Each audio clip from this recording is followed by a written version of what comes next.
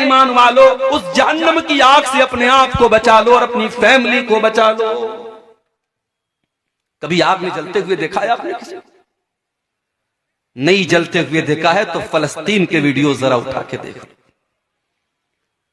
شاید دنیا کی تاریخ میں اتنے بڑے بڑے فرعون کبھی پیدا نہیں ہوئے جتنا بڑا فرعون آج اس دور میں فلسطین پر ظلم کرنے والا، اپنے آپ کو دنیا کا ٹھیکیدار سمجھنے والا ملک موجود ہے۔ دنیا کی تاریخ میں یہ مثالیں نہ دیکھی گئی ہوں گی کہ قبروں پر بلڈوزر چلا کر کے قبروں سے مردوں کو نکال کر کے جلایا جا رہا ہے، چھوٹے چھوٹے معصوم بچوں کو مارا جا رہا ہے۔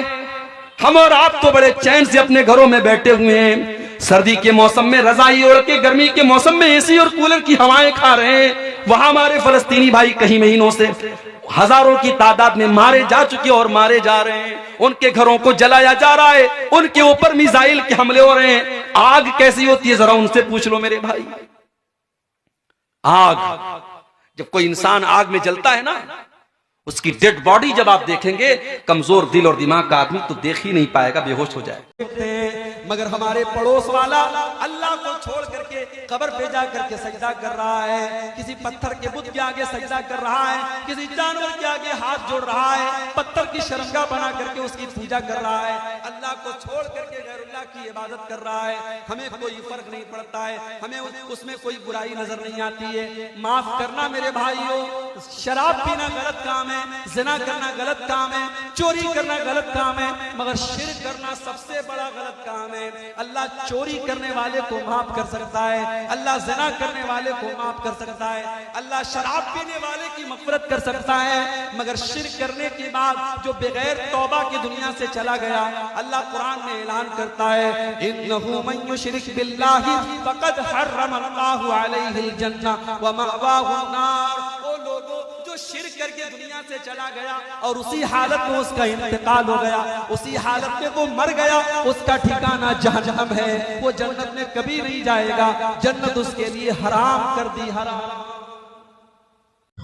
ایمان تو ضروری ہے میرے بھائی۔ کل جمعہ کا دن ہے، مجھے پتا نہیں آپ سورہ کہف کی تلاوت کرتے ہیں کہ نہیں کرتے؟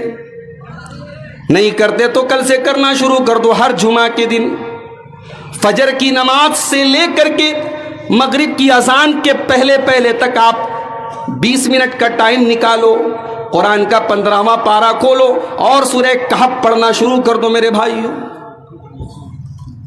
سورہ کہف پڑھنا شروع کر دو، گھر میں ایسی برکت آئے گی آپ سوچ نہیں سکتے۔ اللہ کے رسول کی صحیح حدیث ہے کہ جو جمعہ کے دن سورہ کہف پڑھتا ہے، اگلے جمعہ تک اللہ تبارک و تعالیٰ کی طرف سے روشنی ملتی ہے، نور ملتا ہے۔ اب اللہ کی طرف سے جو نور ملے گا وہ ہم تصور نہیں کر سکتے، ہم سوچ نہیں سکتے وہ نور کیسا ہوگا۔ اس نور کی برکت، اس نور کا اثر ہمیں اپنی صحت پر بھی سمجھ میں آئے گا، اپنے کاروبار میں بھی سمجھ میں آئے گا، اپنے بچوں میں بھی سمجھ میں آئے گا، اپنے پریوار میں بھی سمجھ میں آئے گا۔ تو سورہ کہف ضرور پڑھا کرو، 20 منٹ لگے گا، 25 منٹ لگے گا نارمل تلاوت کرنے میں۔ جمعہ کے دن فجر کے بعد سے لے کر کے مغرب کے پہلے تک آپ پڑھ سکتے ہیں۔